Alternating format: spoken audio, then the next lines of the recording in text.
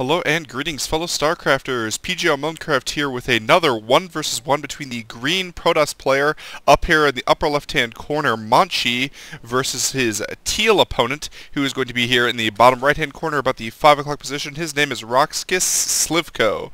I will talk about these players very, very briefly. Slivko is, I always say this about every player, but of course he is a very good player. Slivko actually participated in IEM Sao Paulo, which is the Intel Extreme Masters in Brazil, Sao Paulo, Brazil. And he actually defeated some good other players, actually, such as Snoot and maybe a couple others. Did end up losing to Rhett, and then lost a very close 3-2 to none other than Supernova. Supernova, of course, is an extremely good Terran player, and very good at, particularly at Terran versus Zerg. And also one of my favorite personal players, Supernova is. I just absolutely love watching his play, and he's turned out to be really, really great. I was so sad to, spoiler alert, watch him fall in the round of 16 at the GSL. Unfortunately, he did not make it out of those group stages. And then, by the way, Monchi has also done very well. He's done a lot of these weekly tournaments, just like the Zotac Cup. He has won a Zotac Cup. He's also won a Go For SC2 Cup and maybe a couple other kind of smaller weekly tournaments. But, you know, that's where a lot of these players kind of gain their fame and gain their notoriety. He actually also broke his arm at October 11th. No, October of this year, actually, and so he wasn't able to, he injured his elbow, so he wasn't even really able to practice StarCraft 2, so it wasn't known when exactly he was going to come back, and apparently he is back and is playing just now, so we're going to have to see exactly what sort of strategies we'll be seeing out of him. It looks like he is, in fact, going to be going for a Forge Fast Expand. We'll be getting that Nexus very quickly as well. His probe did scout the correct direction. Looks like he did do cross-spawn first, which is kind of interesting, and he lucked out that his opponent happened to be in the cross-spawn and being very annoying with his probe right there, as probably is going to lay down a pylon, I would guess, as well. Looks like he did lay down the forge at home, but once he gets to 100 minerals, is he going to lay down the pylon? Oh, no, moves just out of the radius, and the hatchery is able to go down just on schedule right there, and there's nothing that much he can do about it anymore except for zap it with his taser, and he's not going to do that, so he's just going to head on home. A little bit of a mistake there by Monchi, but shouldn't affect the game too much as a result of that. Meanwhile, he is opting to wall off over here by his Nexus instead of walling off at the ramp, as some players like to do. It is possible to do. I believe it's 3 buildings and maybe a Zealot. 3 buildings, as in like a Gateway, a Forge, and a Cybernetics Core. Maybe a Pylon. I'm not exactly sure what the optimal wall off is there, but he is opting to wall off up here at his Nexus. And Forge Fast Expand, of course, being the very, very dominant strategy used by Protoss players against Zerg players.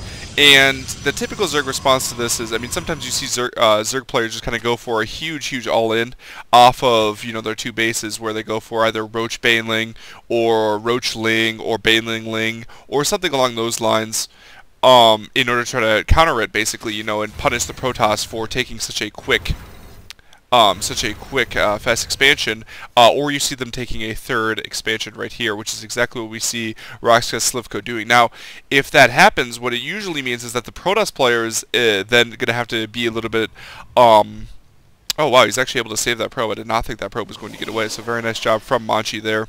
Not quite able to spot the 3rd expansion, though, but the Protoss will have to put out some aggression and try to basically take out this expansion right here, and there are about a million different ways of doing that. Not quite a million, but certainly a lot of different ways of doing it. You can do straight up gateway pressure, which is usually about 8 gateways, or you can go for a Blink Stalker build, in which you get a Twilight Council with or without a robotics facility.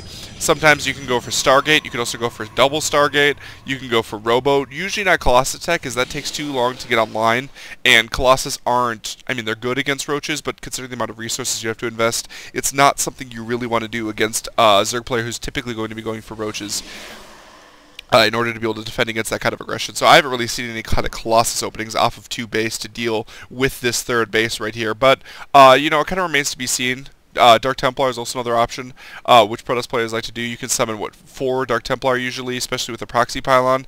And then what you do is you just target down the 4th hatchery, and you can kill it usually before the Protoss player sorry, the Zerg player is actually able to warp in any overseers in that area. Looks like some very nice control there from those Zerglings. Is going to save all of them, but if that Stalker is able to focus fire the correctly injured ones, he should be able to pick off the rest of those, as that Stalker is actually going to be perfectly safe from these Zerglings, as they not only do they not have speed, they also don't have speed even started, so he is not going to be caught by those.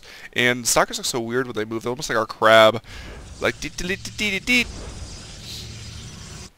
Because that's what the sound that crabs make, clearly, when they move. Looks like there's going to be a lot of very heavy droning right now from Slivko. He is at a relatively high supply lead right now, and meanwhile, it looks like Monchi, rather, is going to be going for a Blink Stalker build. It's probably going to be a +2 weapons build. As you can see, +1 weapons is finishing right now. I would expect +2 weapons to start sometime soon. It's kind of interesting, actually. He hasn't taken a third... Okay, there we go. I was about to say, he hasn't taken a third or fourth gas, and usually you need at least 3 gases off of 2 bases to be able to support a heavy Blink Stalker build, as you will eventually have to stop warping in Stalkers and start warping in Zealots instead.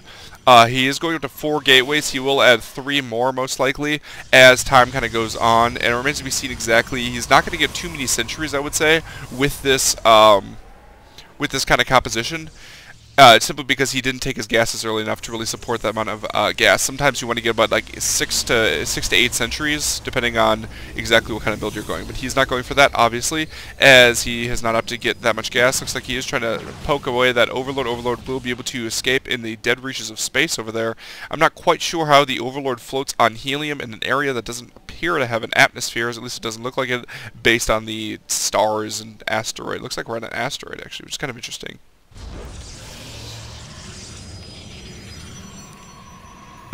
Do we see... Well, yeah, here we go. 3 additional gateways is now on the way, so it looks like it is going to be a 7 gateway, 2 weapons, timing a Blink build. I actually just watched a game of this at the GSL just before... I mean, it was an older game, but from the GSL just before I watched this. And this is going to have a very heavy Zergling composition actually coming out from Slivko right here. Roach speed is on the way as well. Roach Burrow actually would have been better, and Burrow movement would have been better because his opponent is not opting to get a robotics facility at this time, and that means that he is actually not going to have any sort of forward detection at this point in time. But these Zerglings do take damage very well from Stalkers. Of course, Roaches do as well. It can be a little bit difficult to deal damage with Zerglings against Blink Stalkers, as of course they can blink out of the way, and it's very difficult to get us around with them being able to have such high mobility that Stalkers do in fact have. So it looks like these Zerglings are going to go over here, try to pick off that pylon. Looks like they are not going to be able to pick it off successfully. Try to pick off some of the reinforcements here and just be generally annoying and delay this push as long as possible, as he produces 28 more Zerglings right now, as well as +1/+1 and a number of other units. However, he is actually going to end up losing all of these Zerglings right here, which is not going to be very good for his defense right here, as they are all going to get stuck right there. He put them on hold position. Not quite sure why he did that, as of course he wasn't anywhere close to the probes to be able to actually damage them right here. So this attack will be coming down now just a little bit delayed. It's possible that he actually really missed his timing here. As you can see, the huge amount of Zerglings as well as Roaches and Zerglings here is going to be very difficult for Monchi to really engage right here, especially because there's going to be a very nice flank coming from his opponent up in the north side. As you can see, the Zerglings above him right there. Looks like additional Zerglings are coming down right now. He does have 3 sentries right here. Probably not going to have enough for Guardian Shield. Might possibly have enough for Guardian Shield, but he's going to want to place some very amazing force fields right now. Not really the best force fields right there. Able to lock out a couple of the Roaches, but the Roaches are able to go in between those, and the huge amount of Zerglings and Roaches is able to squash the entirety of this attack. Some additional Zealots are going to be able to come out, and those Zealots are going to do very well against those Zerglings. However, the huge amount of Roaches will be able to deal with those quite effectively as well. This attack will continue for the time being right now for Monchi. It looks like those Zerglings are going to run around and try to engage the Stalkers as much as possible and avoid the Zealots, as that's really the ideal matchup for the Zerg in this sort of situation. And it looks like actually Monchi's doing a better job than I thought he would. But he is down 70 supply right now, which is an absolutely astronomical amount of supply to be down. So I wouldn't guess he would actually be doing this well in this sort of engagement right here. Looks like some additional Zerglings are going to be able to get in and get a relatively good surface area. Some okay force fields are going to prevent the Roaches from getting a complete concave right there in their combat. But it looks like Infestors are actually now on the way for roxkisSlivko. And I don't think Monchi's really going to be able to deal the amount of damage that he really wants to right here. As soon as that a pathogen glands hits 30, which it has, Infestors are going to start, and those as soon as those Infestors spawn, they're going to be able to fungal growth these Stalkers and be able to just absolutely annihilate them. They're actually already getting annihilated by the huge amount of Roaches with Roach speed, as well as the huge amount of Zerglings right now, actually. I believe, no, okay, so it's 1-1, but it is a melee upgrade and a carapace upgrade. That carapace upgrade is being very nice right now for him. However, it is allowing those roaches to take considerably more damage, as well as the zerglings as well, especially against +2 weapons Protoss. It looks like he's aiming for another flank attack right here and doing a great job, really, of just delaying and not really engaging until he really absolutely has to. He is going to lose some excess roaches right there, but as soon as he gets on the creep, he should be able to get away just fine. And those infestors being out now are going to lay a couple of fungal growths. Those fungal growths are going to be pretty devastating, I would guess, and it looks like the majority of those huge group of stalkers right there is going to be taken out right there, and Monchi is actually just going to have to GG out of this game. So really, I mean, he went for that huge the huge blink stalker 2-base all-in, which so many Protoss are so keen to doing in terms of eliminating the Zerg third base, and roxkisSlivko did a very nice job of delaying that push in many different kinds of ways. He got the exact kind of upgrades he needed. The 1-1 was extremely useful for those Zerglings right there, although +1 missile weapons probably would have been more useful than the melee weapons ended up really being, as those roaches were the real damage dealers there. But it didn't matter, as he just had way more supply than Monchi throughout pretty much that entire battle, and Monchi was never even able to really get a good kind of concave or deal any sort of serious damage there. And so he was able to take game 1. So we're going to be moving on to game number 2. This is PG on Minecraft signing off.